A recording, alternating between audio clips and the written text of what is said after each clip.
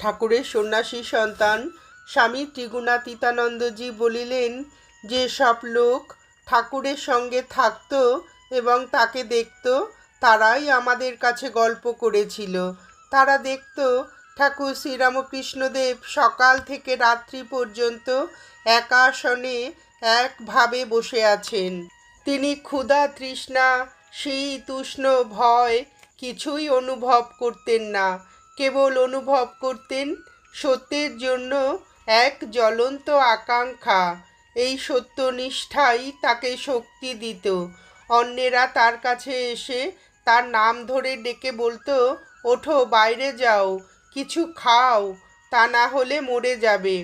আমরা তোমাকে এই বাগান থেকে তাড়িয়ে দেব, কারণ আমরা দেখতে পারবো না যে তুমি এখানে মরছো, আত্মহত্যা করছো।